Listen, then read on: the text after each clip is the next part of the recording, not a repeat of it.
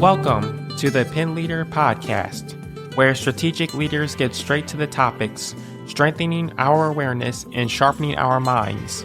The Pen Leader Podcast is produced by Roar, a production division of Mays & Associates Ltd. Find out more at www.maysassociatesltd.com. Now here is your award-winning host, Dr. Shanda Gore.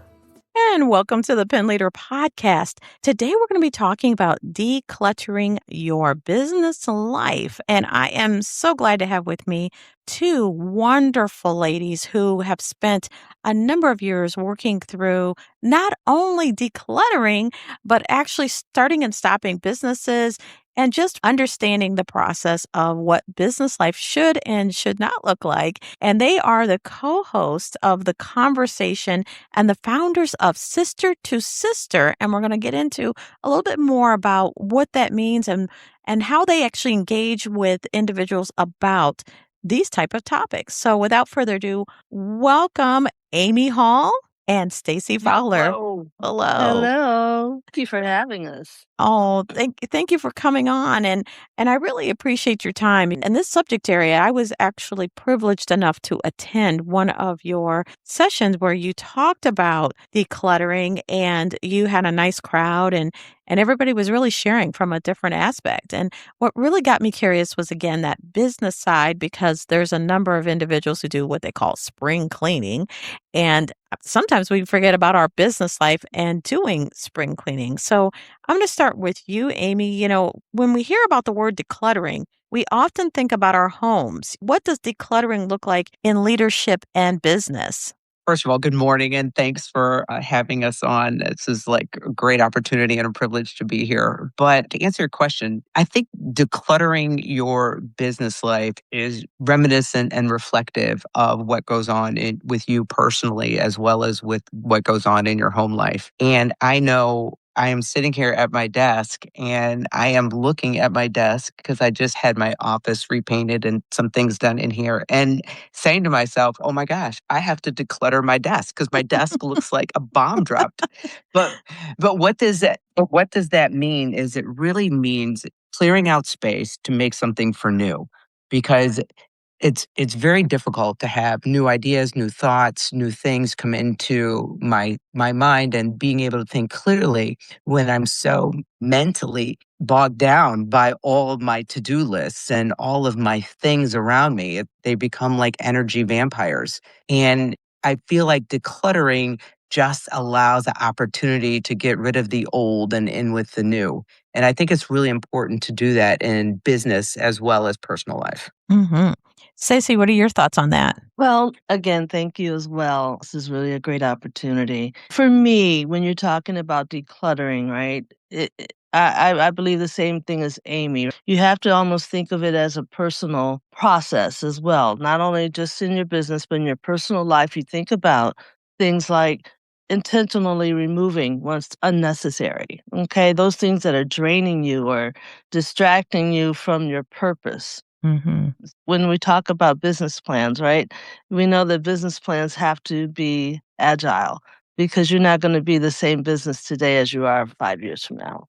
Agreed. I'm thinking about, I had this really great feeling that came across when I cleaned out one of my inboxes. And I say one of them, so those who are listening, I got two. And I look at it and I said, it's really a sense of accomplishment when you can get through that box. And that's both electronically and if you've got a physical inbox, which I was thinking about physical inbox.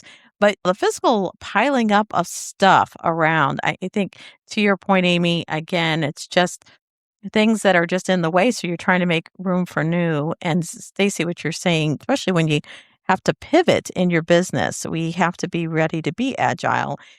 I'm thinking about projects, habits, and even roles that no longer serve individuals. And this really goes into that business side.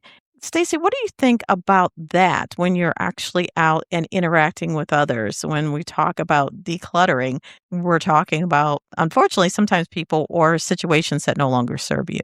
Yeah, that can be difficult when you're talking relationships. I don't necessarily believe that relationships have to go away, but maybe they change. Maybe The reason why you initially joined with someone or got to know somebody or wanted to actually get into business with someone was one reason, right? But it's okay if it changes because, again, nothing ever stays the same. That's what I keep going back to. And it's okay. Because if someone else in business you're doing business with will probably understand that too. You're probably feeling the same thing. Mhm. Don't be afraid to change. Don't be afraid to say this isn't serving me anymore. Mhm. Otherwise, you're just wasting your time. You're going in circles. And in business, nobody has time for that, especially even in your personal life. There's so many things to focus on. Just focus on what's right for you. Mhm. Amy, what are your thoughts? You've made changes over the years too, and I believe you're also a life coach, and you might be seeing that with those that you're coaching. Yes, and I have made changes over the year. I do this, like, assessment a couple times a year, and I look at all the things that I've said yes to. And I look at that and I look at my schedule and I say, "Okay," I find myself incredibly busy, which I'm trying to change that language to say my life is full. Mhm. Because I think full and busy are two very different things. But then I also take it another step further and say, okay, where am I spending my time, and is my time effective and useful to the organization of the mission that I've said yes to? And if I'm not showing up in my fullest and being able to give the time commitment or the financial commitment or whatever the commitment looks like to the degree that I feel very good about, then I have found myself having to step down from things and having to say, thank you for the opportunity. However, I'm going to pivot and go this way because this is more in alignment with who I want to be and how I want to show up. And I've said no to quite a few things because I don't want to say yes if I can't show up and in my fullest and only be there part time. I want to say yes to the things that I could contribute to and that I actually have an alignment with their purpose and mission. And so that's part of my consistent kind of like Kaizen, like Six Sigma lean thing, right? I'm Yes. always looking and seeing where I can get more out of doing less. Mhm. It's interesting you say that because research is actually showing executives spend an average of, now get this, 23 hours a week in meetings. And many studies suggest that 70% of those meetings are ineffective. Mm, I mean, you can be meetinged to death and right. and sit there and not accomplish what you need. And many of those that are sitting in the meeting are saying, we're not sure why we're meeting or this is not productive. And I think, you just hit on that, Amy, about again, looking at your calendar and saying, I don't have time. The question is, what kind of reaction do you get from individuals when you say no to them? And I will say this, my most exceptional leaders are saying, they say yes to things that they can commit and they're passionate about, have the time to do it. And the exceptional leaders on the receiving end saying, yes, I understand because they respect your space. Yes, 100%. I think people understand that we have a finite amount of time in a day and that we, as business owners and as leaders in the community and as mothers, fathers, wives, husbands, whatever role we have in our family dynamic too, that too requires a lot of us. And so people are very open and responsive, like respective of when I say no. They might not like it, Hmm. but they understand it. And I think they appreciate the honesty and the forthrightness with that as well. What would you say is some of the warning signs that a process or meeting or responsibility is no longer adding value?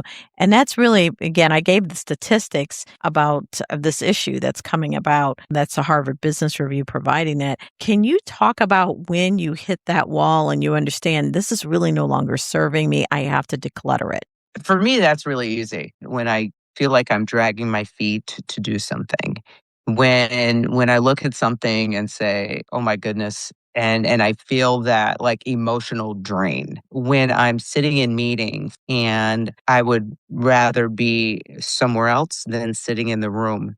And when the conversation no longer is applicable or going in the direction in which I that I signed up for. I think those are all for myself, those are all triggers. And it's not that I'm not arbitrary about it or frivolous about it, meaning, it's a beautiful day and finally we have some sunshine out and I'd rather be outside. I'm not that fickle. It's not, but it is trusting what I'm feeling and trusting what I know and saying okay to that, because it is okay to say no and to give ourselves the leverage and the freedom to be able to choose that which is right for us. And I think Stacey made a big point about change. The things we signed up for 4 and 5 years ago might no longer be in alignment with who we are today or how we choose to spend our time.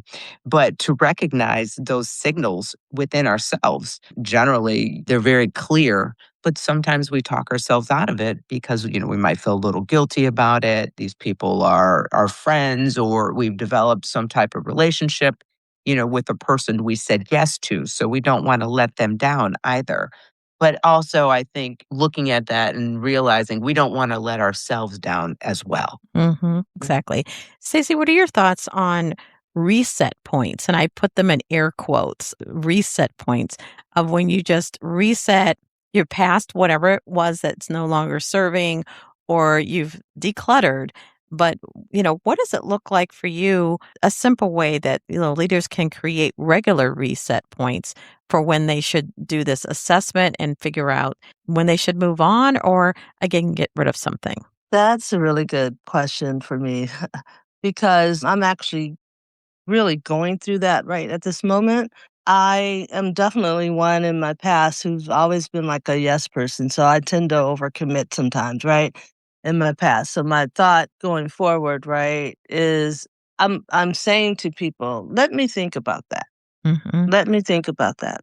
And to really be intentional to see where that fits in my life. And in order to do that in a more, just an easier way of moving through life is that realize that I need to reset often. I need to take a mental break from things so that I can sit back and say, is this serving me? So that I'm not acting or reacting to things in a way that doesn't show up for me as my true self.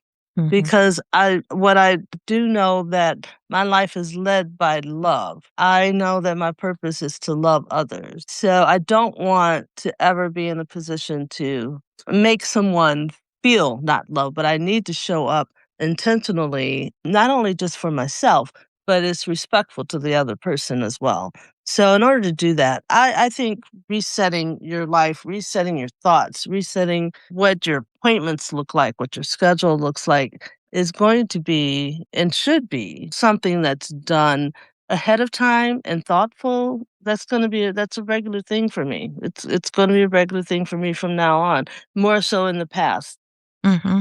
I think everybody deserves that, and my life deserves it, and my relationships deserve it. I think that those listening, especially those leaders out there that said, I have taken the time to self reflect and I can tell the things that are cluttering up the time in the office. And I know things that are not serving me, but I'm not sure how to take the step to have those real conversations. I think we have a combination here of Amy, where you mentioned relationships and friendships. And Stacey, you're talking about if you kind of have a tendency to say yes, and now it's time to really reflect and say, I let me think about that.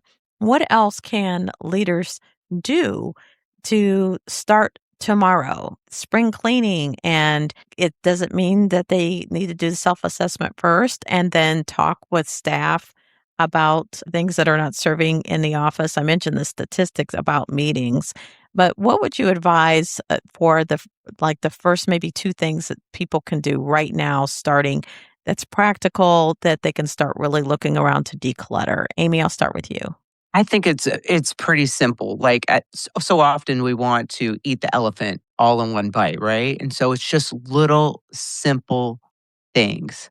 Look at your schedule and look to see, okay, as I move through my day or as I move through my week or as I move through the month, what is imperative that I must do, and then what is that I choose to do.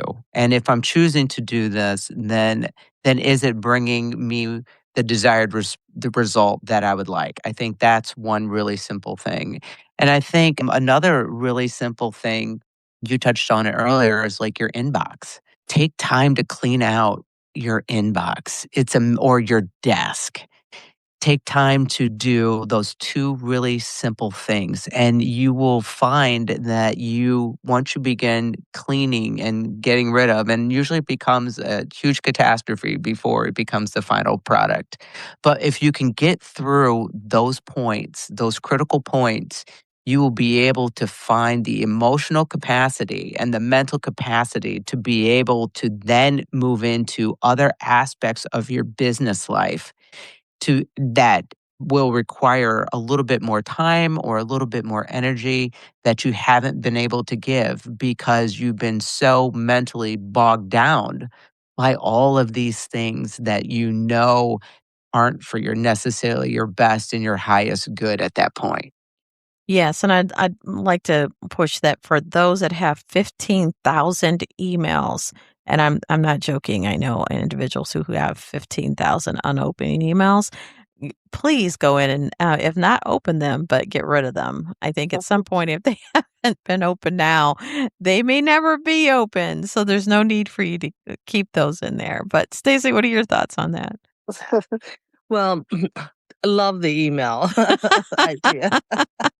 Definitely get rid of those. But I think to Amy's point, look at your schedule, right? There's probably some things in there that you can do to free up some time. And I called it brain time to reflect and to decide how to move forward. I also don't want to discount the fact that you should schedule that declutter.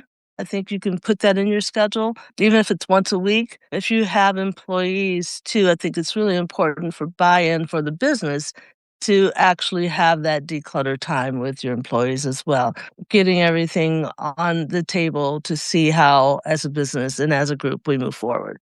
Excellent. Well, I will say this, the conversation that you have, and these are for our listeners who are all over the world, this is something that I'm privileged to be able to get to physically and see. But if you have these opportunities to find groups in your area that do these kind of ongoing, regular cadence conversations about topic areas, I would encourage our listeners to do that, to really go out there and seek that out, because sometimes just going to a session like this reminds us, even though we know inherently we should be doing it, this is a reminder to go and do it. And it's encouragement, it builds community. And I can't thank you enough for this wonderful opportunity that you two have created under founding Sister to Sister to have the conversation, because I think it's really thought provoking. So thank you both for coming on today. Thank you Thank for the you. opportunity. Thank you, Dr. Gore. That was amazing. Thank you. Yes, thank you, Dr. Gore. I appreciate being here. Excellent. And thank you to our listeners who are sharing the show and liking it. We so appreciate you, and we appreciate your feedback at www.mazeassociatesltd.com. We'd also like to thank our sponsors. Thank you to sponsor Ms. Shannon Roof, Principal Real Estate Advisor and Agent Development Coach. And we'd like to thank Brian Davis for all your home, auto, and life insurance needs. Contact Brian Davis. Like a good neighbor, Brian is there. And of course, until next time. The Pen Leader podcast is hosted by Dr. Shanda Gore and brought to you by Maze & Associates Ltd, creating customized solutions for growth in the areas of leadership development, strategic planning, and culture building. Find out more at www.mazeassociatesltd.com. Don't forget to subscribe to the Pen Leader podcast and share with others.